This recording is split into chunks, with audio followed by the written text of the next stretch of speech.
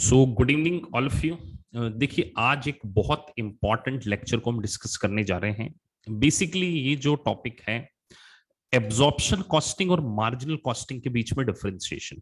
देखिए, अगर आप यूएससीएमए के फर्स्ट पार्ट में ओवरऑल देखें तो कॉस्टिंग सेगमेंट को काफी अच्छे लेवल पर कवर किया गया है। ये एक ऐसा एरिया है जो कि जिसमें कि केस स्टडी भी पूछी जाती है और इसमें मल्टीपल चॉइस क्वेश्चन भी आएंगे। तो आज हम इस पर्टिकुलर लेक्चर में एब्जॉर्प्शन कॉस्टिंग और मार्जिनल कॉस्टिंग का एक दूसरा नाम और है, which is called variable costing. आप ऑब्वियसली इस बात से अवेयर होंगे कि कॉस्ट को क्लासिफिकेशन के पॉइंट ऑफ व्यू से देखें तो वेरिएबल कॉस्ट एक अलग कॉन्सेप्ट है और फिक्स कॉस्ट एक अलग कॉन्सेप्ट है। तो मार्जिनल कॉस्टिंग को हम वेरिएबल कॉस्टिंग के नाम से भी जानते हैं। तो इन दो मेथड को यूज करके किस तरीके से कंपनी का इनकम स्टेटमेंट बनाया जाता है वो हम इस पर्टिकुलर लेक्चर में सीखने वाले हैं। तो पहले थोड़ा सा थ्योरी कॉन्सेप्ट को कंसीडर करेंगे और जब आपको पूरी थ्योरी अच्छे से समझ में आएगी तो we will do some practical question also, और किस तरीके से मार्जिनल कॉस्टिंग और एब्जॉर्प्शन कॉस्टिंग का जो रिकंसिलेशन है, एक रिकंसिलेशन स्टेटमेंट को भी हम सीखने वाले हैं। सो पहले हम स्टार्ट करते हैं थोड़ा सा थ्योरी पॉइंट ऑफ व्यू से कि मार्जिनल कॉस्टिंग और एब्जॉर्प्शन कॉस्टिंग के बीच में डिफरेंस क्या है। तो अगर आप थ्योरी पढ़ें, marginal costing is a method where the variable cost are consider as the product cost. बहुत इंपॉर्टेंट बात आपको ये ध्यान रखना है कि मार्जिनल कॉस्टिंग जो है ना, केवल वेरिएबल कॉस्ट को ही कॉस्ट ऑफ प्रोडक्शन का पार्ट मानता है। मतलब अगर आपने वेरिएबल कॉस्टिंग में कौन कौन सी कॉस्ट आ गई सर, रॉ मटेरियल आ गया, उसके बाद लेबर आ गई, जितने भी वेरिएबल ओवरहेड है वही आपको क्या करना है, प्रोडक्शन का पार्ट मानना है। तो कॉस्ट को अगर हम क्लासिफिकेशन के पॉइंट ऑफ व्यू से देखें तो एक होती है आपकी फिक्स कॉस्ट और एक होती है आपकी वेरिएबल कॉस्ट। तो जो वेरिएबल कॉस्ट है अंडर दी मार्जिनल कॉस्टिंग कह लीजिए या वेरिएबल कॉस्टिंग मेथड कह लीजिए, इसमें केवल वेरिएबल कॉस्ट को ही प्रोडक्ट का पार्ट माना जाएगा। और आप बड़े ध्यान से समझना कि अगर वेरिएबल कॉस्ट को हमने प्रोडक्ट कॉस्ट में जोड़ना है तो इसका मतलब जो कॉस्ट ऑफ गुड्स सोल्ड होगा प्लस जो इन्वेंटरी का वैल्यूएशन होगा, जब हम स्टॉक का वैल्यूएशन करेंगे उस स्टॉक के वैल्यूएशन में केवल हम वेरिएबल पोर्शन को ही इन्वेंटरी वैल्यूएशन का पार्ट मानेंगे। और फिक्स कॉस्ट जो है are consider as a cost of period cost. तो जो फिक्स कॉस्ट है कभी भी प्रोडक्ट की कॉस्ट में जोड़ी नहीं जाएगी। फिक्स कॉस्ट को हम क्या करेंगे, पीरियड कॉस्ट मानेंगे। लेकिन एट द सेम टाइम आप देखिए कि जो एब्जॉर्प्शन कॉस्टिंग है, तो एब्जॉर्प्शन कॉस्टिंग क्या करती है कि वेरिएबल पोर्शन और फिक्स पोर्शन दोनों को प्रोडक्ट का पार्ट मानती है, प्रोडक्ट कॉस्ट का पार्ट मानती है। तो absorption costing on the other hand is a method that consider both fixed cost and variable cost as a product cost. This costing method is essentially particularly for reporting purpose. तो US gap के according अगर आपको financial statement बनाने हैं तो ध्यान रखिए, US gap के अकॉर्डिंग जब आप फाइनेंशियल स्टेटमेंट बनाएंगे तो उसमें आप एब्जॉर्प्शन कॉस्टिंग को क्या करते हैं, कंसीडर करते हैं। तो रिपोर्टिंग पर्पस के लिए, फाइनेंशियल रिपोर्टिंग पर्पस के लिए और टैक्स पर्पस दोनों के लिए एब्जॉर्प्शन कॉस्टिंग को ही यूज किया जाता है। मैं इतना ये कह सकता हूं नटशेल में कि सर जो आपकी एब्जॉर्प्शन कॉस्टिंग है ना, एब्जॉर्प्शन कॉस्टिंग आपकी एक्सटर्नल पर्पस के लिए, फाइनेंशियल रिपोर्टिंग पर्पस के लिए, और जो मार्जिनल कॉस्टिंग होगी वो डिसीजन मेकिंग के लिए, केवल इंटरनल पर्पस पर आप क्या करेंगे, यूज करेंगे। तो एक छोटा सा मैंने यहाँ पे डायग्राम भी बनाया है जिसको कि अगर हम समझें, आप देखिए एब्जॉर्प्शन कॉस्टिंग में डायरेक्ट मटेरियल हो, डायरेक्ट लेबर हो और वेरिएबल ओवरहेड और फिक्स्ड ओवरहेड, सारी की सारी कॉस्ट को हमने क्या करना है, प्रोडक्ट कॉस्ट का पार्ट। तो सर इसका मतलब, तो फिर यहां पर आपको यह ध्यान रखना है कि चाहे वो फिक्स्ड कॉस्ट हो चाहे वो वेरिएबल कॉस्ट हो, दोनों कॉस्ट को आप क्या करेंगे, प्रोडक्ट का पार्ट मानेंगे। लेकिन एक और इंपॉर्टेंट बात, एब्जॉर्प्शन कॉस्टिंग में हम केवल मैन्युफैक्चरिंग से रिलेटेड वेरिएबल और फिक्स कॉस्ट का प्रोडक्ट कॉस्ट का पार्ट मानते हैं, जो कि मैन्युफैक्चरिंग से रिलेटेड है। अगर कोई एक्सपेंडिचर है like selling and distribution expenses हैं, चाहे वो फिक्स्ड हो चाहे फिर वो वेरिएबल हो, वो कभी भी प्रोडक्ट कॉस्ट का पार्ट नहीं होगा। तो प्रोडक्ट कॉस्ट का जो पार्ट है वो एब्जॉर्प्शन कॉस्टिंग में direct material, direct labour, variable overhead और फिक्स्ड ओवरहेड। और आपको ये बात ध्यान रखना है कि ये जो फिक्स्ड ओवरहेड और वेरिएबल ओवरहेड है वो केवल किससे रिलेटेड होना चाहिए, मैन्युफैक्चरिंग एक्टिविटीज से रिलेटेड होना चाहिए। अदर देन मैन्युफैक्चरिंग एक्टिविटीज तो वैसे भी प्रोडक्ट का पार्ट नहीं होगी। सर जैसे कि हम डिस्ट्रीब्यूशन के बारे में बात करें, हमने लॉजिस्टिक से रिलेटेड एक्सपेंडिचर की है। जब हमारा गुड्स पूरा बन चुका था तो गुड्स को डिलीवर करने के लिए अगर आपने कोई एक्सपेंडिचर किया है तो वो पीरियड कॉस्ट होगा, ना कि प्रोडक्ट कॉस्ट होगा। तो एब्जॉर्प्शन कॉस्टिंग जितनी भी है, जो भी है, वो variable plus fixed manufacturing cost को क्या करती है, प्रोडक्ट कॉस्ट का पार्ट मानती है। लेकिन अगर मैं वेरिएबल कॉस्ट के बारे में बात करूं तो एक और स्लाइड में आप देखिए, मैंने यहां पे बनाया हुआ है कि direct material cost, direct labour cost और वेरिएबल मैन्युफैक्चरिंग ओवरहेड और फिक्स मैन्युफैक्चरिंग ओवरहेड किसका पार्ट है, अंडर द एब्जॉर्प्शन कॉस्टिंग।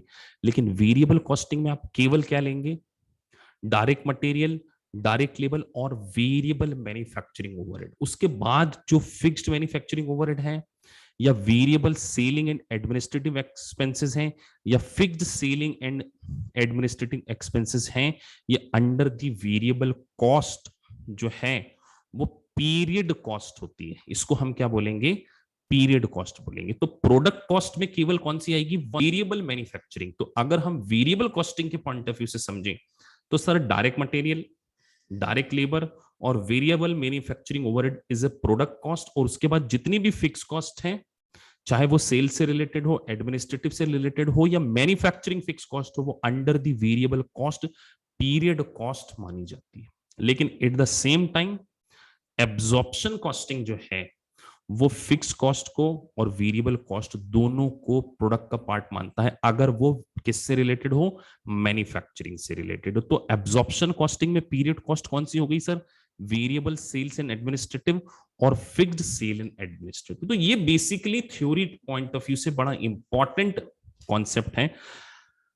हम अब यहां पे देखिए, आपको एक डिफरेंस समझाया जा रहा है मार्जिनल कॉस्टिंग और एब्जॉर्प्शन कॉस्टिंग में, कॉस्ट के क्लासिफिकेशन से रिलेटेड।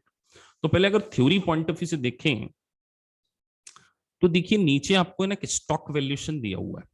तो आप स्टॉक वैल्यूएशन में अगर देखें, मार्जिनल कॉस्टिंग में जो prime cost plus variable production जो VPOH है वो आपको शॉर्ट में लिखा हुआ है।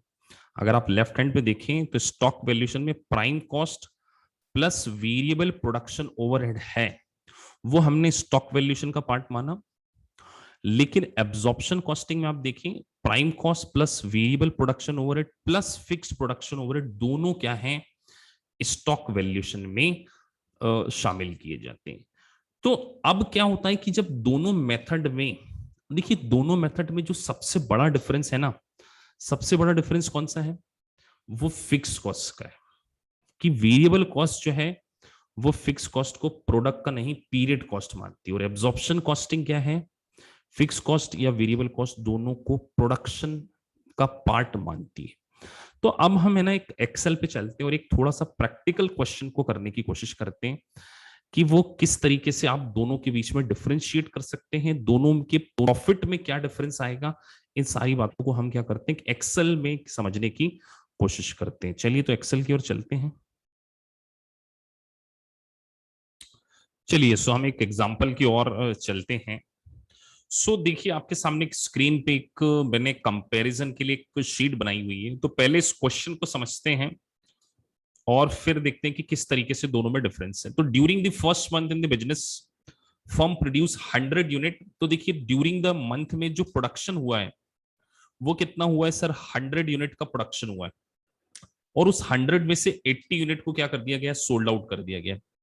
वाइल इनकर सेल्स प्राइस पर यूनिट, तो सेल प्राइस मैंने यहाँ पे 100 रुपीज अज्यूम की है। तो हमने ध्यान रखना है कि यूनिट कितनी बेची है, 80 बेची है। और देखिए आपको बहुत सारी कॉस्ट गिवन है, डायरेक्ट मटेरियल कॉस्ट गिवन है, डायरेक्ट लेबर गिवन है, वेरिएबल ओवरहेड गिवन है और फिक्स्ड ओवरहेड, प्रोडक्शन ओवरहेड भी यहाँ पे मैंने दिए हुए हैं।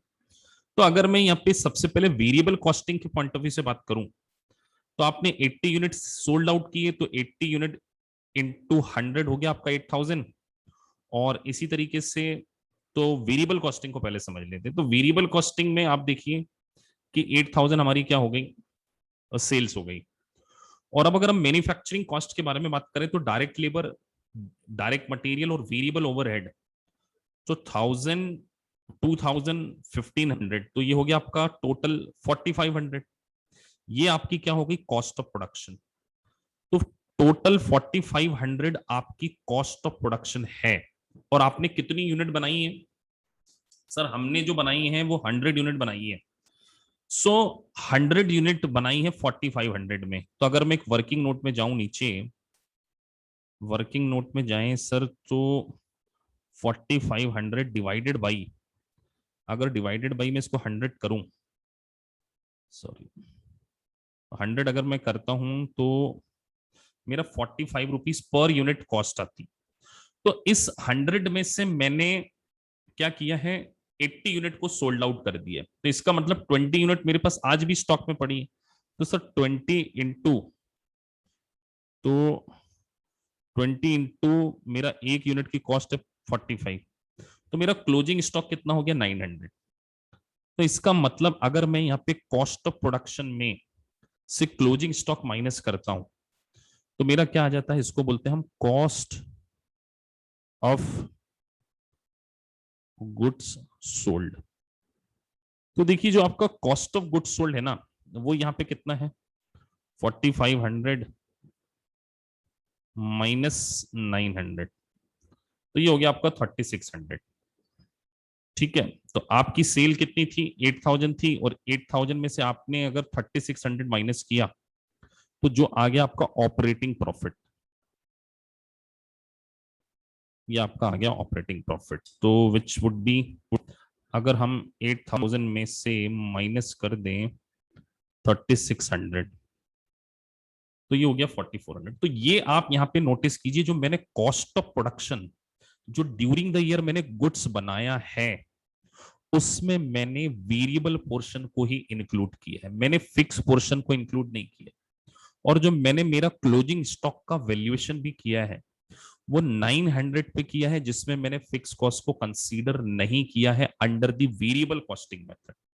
लेकिन अगर अब मैं देखूं, अब मैं यहां पर एक सेकेंड, अब अगर मैं यहां पर ये देख रहा हूं कि सर आप अगर एब्जॉर्प्शन कॉस्टिंग में जाते हैं, सो आप नोटिस कीजिए एब्जॉर्प्शन कॉस्टिंग में भी थोड़ा सा डिफरेंस ये है कि सर सेल्स तो 8000 है, लेकिन देखिए direct material, direct labour, variable और फिक्स को भी मैंने क्या किया है यहाँ पे कंसीडर। तो यहाँ पे मेरी कॉस्ट ऑफ प्रोडक्शन 7500 आ रही है, यहाँ पे मेरी कॉस्ट ऑफ प्रोडक्शन कितनी आ रही थी, 4500।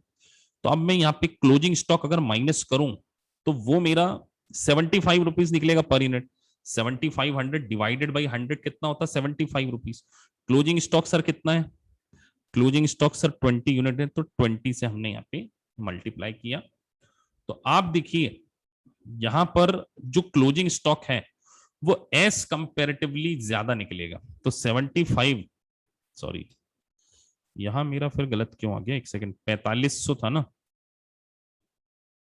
हाँ ये मेरा ठीक है, ठीक है, ये मेरा यहाँ पे क्लोजिंग स्टॉक, ये आ गया मेरा क्लोजिंग स्टॉक। तो देखिए क्लोजिंग स्टॉक का मैंने यहाँ पे कितना निकाला है, 1500 निकाला है। तो फिर अगर मैं क्लोजिंग स्टॉक माइनस करता हूं तो मेरा क्या आता है, COGS, cost of goods sold. यहाँ पे मेरा कॉस्ट ऑफ गुड्स सोल्ड कितना आया, 6000 आया। 7500 में से आप 1500 माइनस करेंगे तो सीओजीएस आया 6000, और सीओजीएस 8000 माइनस 6000 करूंगा तो मेरा प्रॉफिट कितना आ जाएगा यहाँ पे, 2000, मेरा प्रॉफिट आ जाएगा 2000। तो आप एक नोटिस कीजिए कि यहां पर जो आपका ऑपरेटिंग प्रॉफिट आ रहा था, मैंने यहाँ पर 3600 लिया है ना, कॉस्ट ऑफ प्रोडक्शन 4500 माइनस 900, 3600।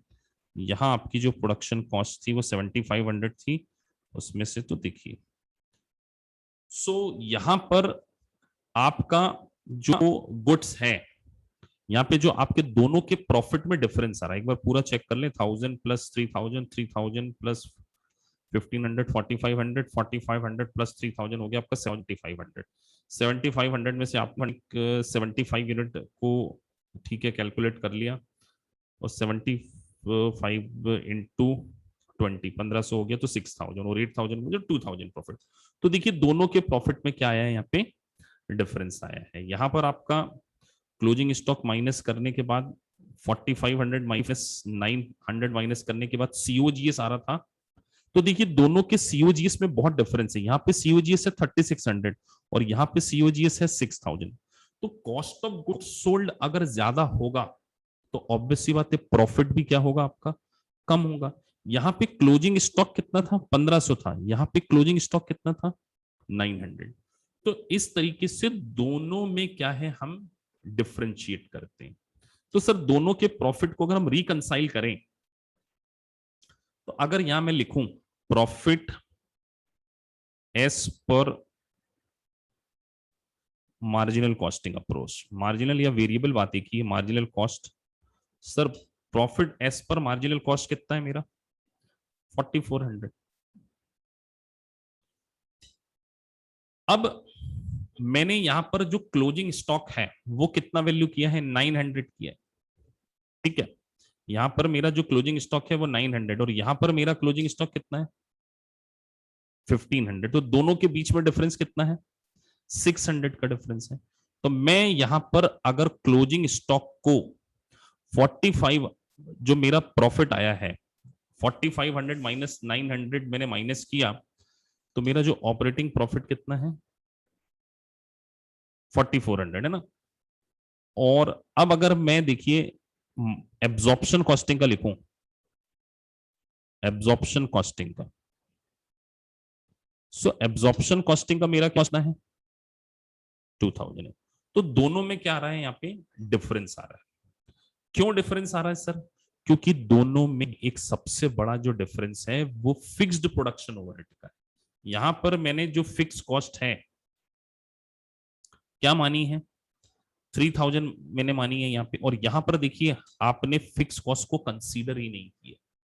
तो जब इस तरीके से दोनों के बीच में डिफरेंस हो तो जो सबसे बड़ा डिफरेंस होता है वो फिक्स कॉस्ट के कारण मार्जिनल कॉस्टिंग और एब्जॉर्प्शन कॉस्टिंग में क्या आता है, डिफरेंस आता है। तो अब हम एक और बड़े क्वेश्चन की ओर चलते हैं जिसमें हम एक नहीं दो पीरियड को क्या करने वाले हैं, एनालिसिस करने वाले हैं। चलिए तो आगे बढ़ते हैं, हम दूसरे वापस से हमारी शीट के ऊपर जाते हैं और इसके थोड़े से एनालिसिस को और समझते हैं।